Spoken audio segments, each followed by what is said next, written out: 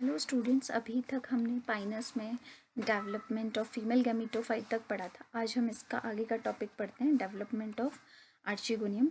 देखिए, आर्चिको सेल्स जो होती हैं फीमेल गैमीटोफाइट की डिफ्रेंशिएट हो जाती हैं और बनाती हैं आर्चिगोनियल इनिशियल।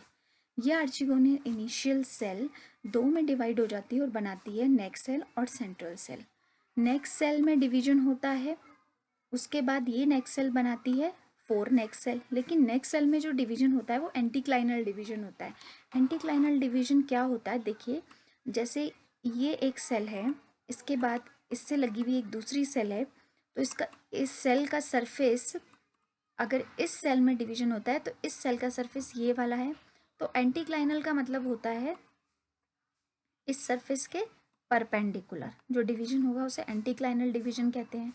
और अगर हम पेरिक्लाइनल डिवीजन होता तो पेरिक्लाइनल इस सरफेस के पैरेलल जो डिवीजन होता है उसे हम पेरिक्लाइनल डिवीजन कहते हैं। तो अब अपने टॉपिक पे आ जाते हैं। देखिए, ये नेक है, इसमें नेक सेल में 2 एंटीक्लाइनल डिवीजन हो जाते हैं जिससे 4 सेल्स बन जाती हैं, और इन 4 सेल्स में दोबारा से ट्रांसवर्स डिवीजन होता है और 8 सेल्ड नेक का फॉर्मेशन हो जाता है। इसके बाद जो सेंट्रल सेल है वो इंक्रीज हो जाती है अपने साइज में, और इसका साइटोप्लाज्म वैक्यूलेटेड होने लगता है। देखिए, वैक्यूलेटेड साइटोप्लाज्म बनने लग रहा है और इसका साइज भी ज़्यादा बढ़ गया है। It divides into an upper smaller ventral cell and lower larger egg. बाद में जाके ये जो वेंट्रल कैनाल सेल है डिसऑर्गेनाइज्ड हो जाती है, और ये जो सेल सेंट्रल सेल जिसने जो इंक्रीज हो जाती है साइज में, उसके चारों ओर की सेल्स भी इसके चारों ओर कलेक्ट होके जैकेट लेयर का फॉर्मेशन करती है। इस जैकेट से इस आर्चिगोनियम को नरिशमेंट मिलता है क्योंकि ये एंडोस्पर्म में है। इसके बाद देखते हैं फर्टिलाइजेशन की प्रोसेस। फर्टिलाइजेशन की प्रोसेस से पहले पॉलिनेशन होता है। जो पाइनस है उसमें पॉलिनेशन एनिमोफिलस टाइप का होता है, यानी बाय विंड के थ्रू पॉलिनेशन इसमें हमें देखने को मिलता है। इसमें जो ओव्यूल होता है वो ऑर्थोट्रोफस ओव्यूल होता है, और पॉलिनेशन के समय फर्टिलाइजेशन से पहले जो माइक्रोपाइलर की जो नेक की माइक्रोपाइलर जो नेक है, इसकी कुछ सेल्स डिसॉल्व हो जाती हैं और म्यूसिलेजिनस सब्सटेंस बना के इसके माइक्रोपाइल पे ऊपर कलेक्ट हो जाती हैं। ये सब्सटेंस म्यूसिलेजिनस सब्सटेंस होता है।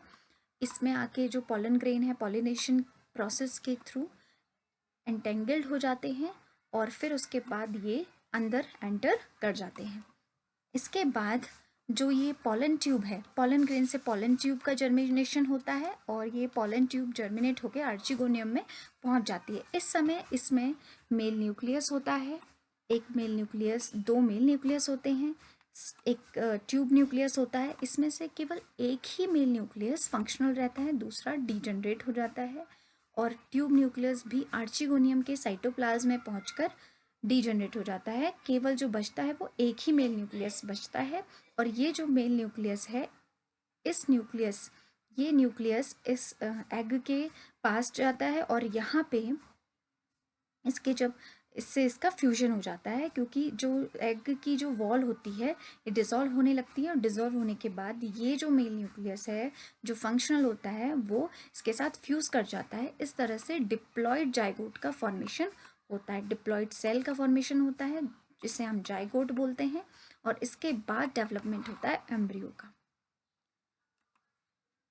देखिए, ये जाइगोट है, ये जाइगोट का फॉर्मेशन हो गया है। जाइगोट का फॉर्मेशन में इसके अंदर एक न्यूक्लियस है जो जाइगोट है, तो हम इसको स्पोरोफिटिक स्टेज की फर्स्ट सेल कहते हैं, इस ऊस्पोर को या जाइगोट को। इसमें डिवीजन होता है माइटोटिक डिवीजन, इससे 2 न्यूक्लियस बनते हैं। फिर उसके बाद माइटोटिक डिवीजन होता है, इससे 4 न्यूक्लियस बनते हैं, और इस स्टेज में जो ये न्यूक्लियाई होते हैं इस जाइगोट के बेसल रीजन में आना शुरू कर देते हैं।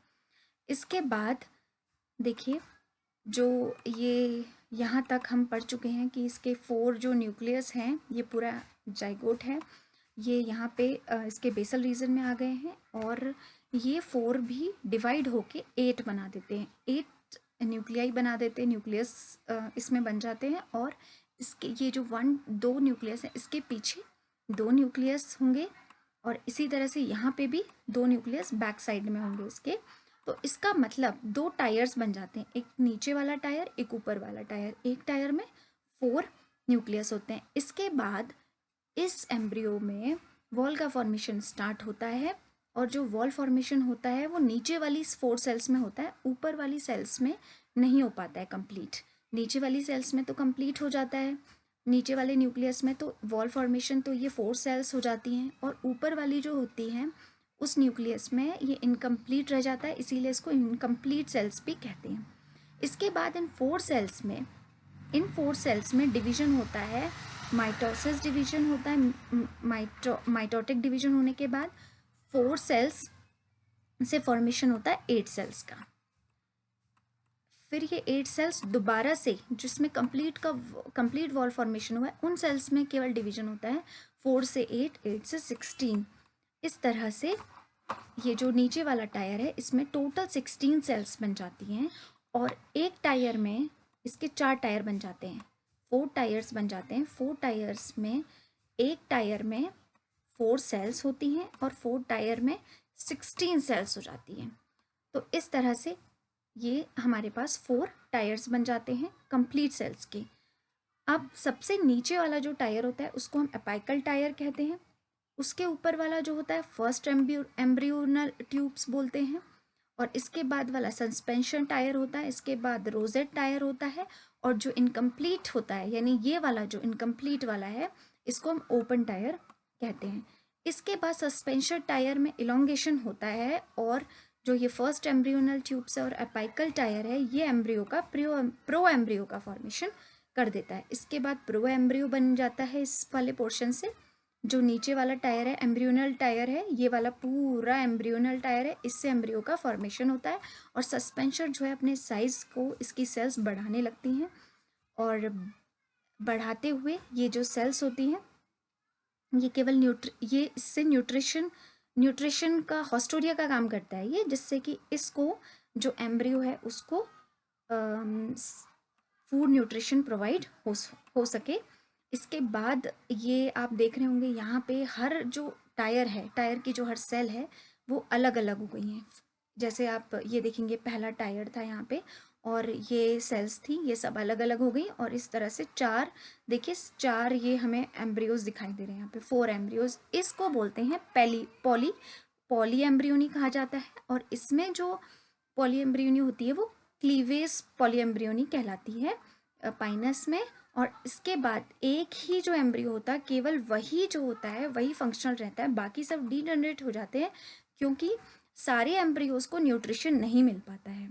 इसके बाद ये जो यहाँ से जो एम्ब्रियो होता है इसमें फॉर्मेशन होता है, ये चेंज होता है एम्ब्रियो का, और डेवलपमेंट होते होते ये एक सीड का फॉर्मेशन कर देता है। Thank you very much students.